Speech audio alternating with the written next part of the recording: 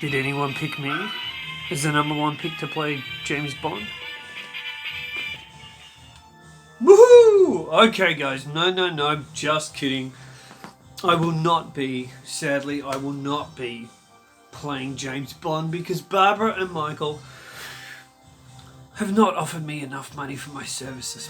Okay, guys, welcome to the James Bond show. I'm your host, Krazy Kajeevie, with no fees, limits, or substitutes. So, today, and the reason I'm dressed up kind of nicely, yes, it is a 007 tie. I have had this since, I think, about 1994 or 95 or 96, one of those years. And I wore this to the GoldenEye premiere in Melbourne in 95. So no, I have had it before 96. Okay, guys, so this is the one you've all been waiting for. My number one pick to play James Bond. Now, I've had Nicholas Hoult at number 5, Henry Cavill at number 4, Sam Heughan at number 3, Aidan Turner at number 2. Who is my number one? The number one is, drumroll, Goode. Matthew Goode. Okay, now some of you probably aren't surprised by that. Why have I got British actor Matthew Goode at number 1? Okay, the reasons are so long. First of all, Matthew Goode is just a smooth son of a bitch. Like, the guy is just smooth. He's suave. He's a brilliant actor. He is a fantastic actor. If you watch Matthew Goode in The Imitation Game with Benedict Cumberbatch, which is a great film, look at the... Basically, it's like the celebration scene, the engagement scene, and they're at a bar. And the way Matthew Goode is with the cute little girl there that he's, trying to flirt with and pick up, that is Bond. He is honestly so Bond-like. Now, the picture that I saw years ago was of Matthew Goode looking so much like Timothy Dalton. You've got to see this guy with long hair. He had the hair kind of down here, longish hair there, and he was wearing this stunning suit. Not this stunning suit. Not that this is a stunning suit, but he was wearing this incredible suit, and he was next to an older car. Could have been a Bentley, I'm not too sure. I've got to try and find this image again on Google somewhere. But I was just like, who's this guy? And then I just looked into him. Now, of course, Matthew Goode was in the films Leap Year, The Imitation Game. He was also, and quite famous, in Downton Abbey. I believe he came in, was it series 5 or something? I haven't watched Downton Abbey apart from a few episodes here and there, so I don't know it all. But even in Downton Abbey, Matthew Goode steals the film as well. He was recently in a film with Brad Pitt as well. I'm trying to think of the name of it. It was like the war film and about espionage and stuff like that. And in that film, there's a scene where he's with Brad Pitt and he's got his face away from the camera, and Matthew Goode then turns around and his eyes are all mangled. And just the screen presence he has to go toe-to-toe with Brad Pitt. And the thing about Matthew Goode is he turns up in so many films. Now, he really got his moment with the feature film Zack Snyder's The Watchmen as well. He played the big bad guy in that. Now, I saw that at the cinema and I didn't know who Matthew Goode was. It was kind of like his breakout role. But I always thought, wow, there's something about this guy. Now, Ian Fleming's James Bond, if you think of from the novels in the 50s and the films in the 60s, Matthew Goode suits that. And some people say if they went back, if Eon, after the Daniel Craig era, if they go back and they do kind of, Ian Fleming's novels again and they set it in the 50s and 60s, Matthew Goode's perfect. Matthew Goode would be a perfect James Bond no matter what era they set it in. Women love the guy. He's suave, he's smooth. Now, some people say, oh, but I see him as too much of a softie, too much, you know, he wouldn't be hard enough, he wouldn't be tough enough. Bullshit. Go and watch him in Stoker. Okay? Go and watch Matthew Goode in the Australian film Burning Man. When he needs to, he has got an edge. Now, you've got to remember, even Fleming's Bond, he's not that hard killer all the time. Yes, he's got that X factor behind the eyes. And that's what Matthew Goode's got. Matthew Goode has that X factor where he could just turn.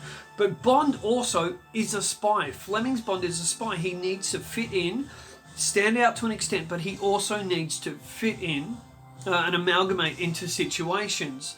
And Matthew Goode is certainly capable of that. He's also very capable of being that quick killer. You know, that tough guy. Will anyone ever be Dalton? Timothy Dalton? Look at License to Kill.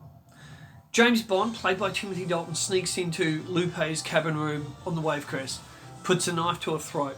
Probably my second all-time favourite Bond scene, behind George Lazenby's Bond when he's holding Tracy after she's been killed in On Her Majesty's Secret Service. And Bond, played by Dalton, puts a knife to Lupe's throat. Make a sound, and you're dead. You look at that, and you look at his eyes, and that is Ian Fleming's Bond. Okay? So, could anyone quite get to that? We'll probably never see that again. But I certainly believe, given the chance, Matthew Goode could go there. Now, it was all over the news and whatnot a few years ago that Matthew Goode's blown his chance to play James Bond. Now, this is the part I want all of you out there to really listen to. This is why Matthew Goode should be James Bond. Not just because of his acting skill, his looks, his presence. But Matthew Goode should be James Bond because he has balls and conviction to say what he believes on national TV about the state of James Bond. And he said, at the height of the Daniel Craig era, it was just after Spectre came out, he didn't believe the current Bond films were working. Now, even though Spectre made 1.1 billion at the box, Skyfall made 1.1 billion at the box office, and Spectre made around 150 million, Matthew Goode had the guts to come out and say, it's not quite working. Now, this is what he said. First of all, he loves James Bond. He's grown up as a massive James Bond fan. And he said they need to slash the budgets.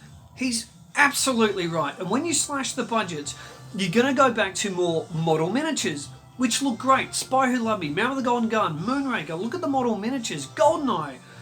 In these films, either done by John Steers or Derek Meddings, or a mix of both, like Man with the Golden Gun, where both Steers and Meddings work together, especially on Scaramanga's Island model miniature, and it was incredible. So you slash the budgets, you're going to go back to more old school levels of filmmaking, which I think the Bond films should do. He said they need to slash the run times of the film. He's absolutely correct. Look at the classics, like Goldfinger. You're looking at a 109, 112 minute film. Okay? The shortest film ever, just a tidbit for you, was Quantum of Solace. But you look at a film like Goldfinger, I think Goldfinger from memory is around 110, 112 minutes. For Your Eyes Only is around 100, I believe, from memory, about 125 minutes. So a Bond film doesn't need to be 140 minute plus extravaganza. It's not a Marvel film. We don't need that. And even some of the greatest pre-title sequences, Casino Royale and Goldfinger, have short, simple pre-title sequences, and they're effective because they show either the novel character of Bond or the film kind of persona of Bond, classically like Connery did with the white tuxedo under his wetsuit, which was just so good. And then a simple fight scene, he electrocutes a baddie in the bathtub. Great. And that's what we want as Bond fans. We don't need these massive $20-30 million openings, like, even though I love the one in Spectre, we don't need that every time. So Matthew Goode had the guts to say, I think they need to go back to old school classic Bond, slash the budgets, and slash the run times. And he's right. This is what the real fans are thinking. So the guy to have the guts to say that, whoa, Now, Barbara Broccoli, she doesn't want a pushover. And that's why I think she was attracted to Daniel Craig, especially when she met him. She was curious about the guy, and then his performance in Layer Cake really, took him over the edge in her mind as James Bond. But Matthew Goode will bring back the classic tall, he's 6'2", 6'3". He's listed here and now, I read an article, 6'2". You look at him in Watchmen, the guy looks like he's 6'4". But let's say he's 6'2", 6'3". Great height. Yes, maybe he needs to build up a bit, but you got to remember too, the guy's ripped. He takes his shirt off, the guy's got a six-pack and he's ripped.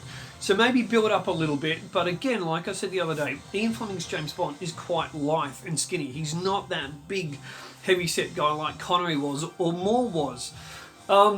So at a physical level, I think he's great, and an acting level, he's great, and how he sees James Bond, he's great. Also, he's not a massive name across the world. He's worked with huge directors, he's worked with big stars before, but he's not that massive name. Most people in America were like, huh, Matthew Goode, what? Oh yes, I have seen him in this, oh I have seen him in that.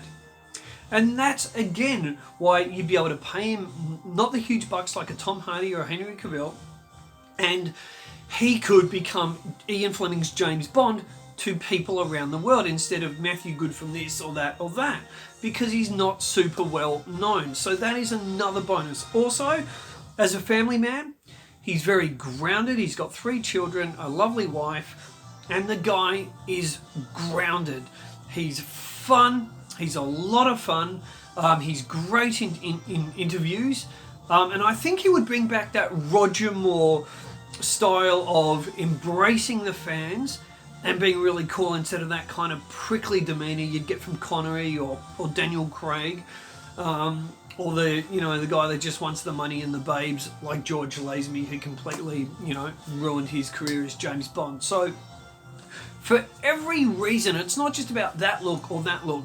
For every reason, right across the board, Matthew Goode's my number one choice. Now, his age. Matthew Goode will be, I believe it's 41 coming up in April. He's either 41 or 42. Now, Roger Moore took the role at 46. Arguably, along with Connery, the most popular Bond ever. Brosnan, another popular Bond, I think it was 44. Dalton, I believe, 42. Okay?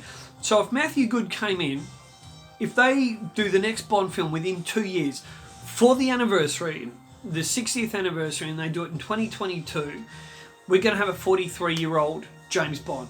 And I think that's perfect. And the key thing you've got to remember about Matthew Goode, he's so young looking. He's so young looking for his age. Like, he's just got a great face. Stubble up a bit, whatnot. That guy, and grow his hair a bit longer, that guy was born to be James Bond. And I think it will be the biggest tragedy if Matthew Goode never plays James Bond. The way he talks, the class, the style of the man. He's got Ian Fleming's James Bond written all over him. So, the age thing, let's go for a slightly older Bond. Because at the age of 51, 52, he's going to look a lot younger than what Daniel Craig did. Now remember, in Moonraker, Roger Moore was 52. He was 54 in For Your Eyes Only. Goode's going to look a way lot younger even than him. So, also, what this could do by slashing the budget, slashing the run times as well on the films, shorter shoots, more films. Bring the films out more. Go back to the 2 year, every 2 years. So 2022, 2024, 2026, 2028, and you're going to get a whole bunch of films out of Matthew Goode. You could get 5, 6, 7 films out of the guy if you just pace those films. And Eon, get off your backside, get the films out quicker, stop making these epic sagas, go back to basics like Matthew Goode said, and he will be the James Bond we all need. The film industry need, the Bond fans need, the Fleming fans need, the film fans need. Matthew Goode is the man. Guys, I'd love to know what you think. Please leave in the comments below. Really think about this. Also, have a look at his interview on the red carpet for the Imitation Game. He's in the tuxedo, and wow, I think it's a tuxedo, a black suit and tie, and he looks incredible. And even the photo on the thumbnail, look at that man. If he's not born to play James Bond, I don't know who is. So guys, until next time, I'm going to sign off here, but I really want to hear your comments. And also, if you've liked what you've seen here from the James Bond show, the energy, the vibe, whatnot, please share with your friends. Please share this channel, and more than anything, please subscribe and give us a thumbs up and let me know what you think. Till next time, keep on bonding and say hi to your mum for me.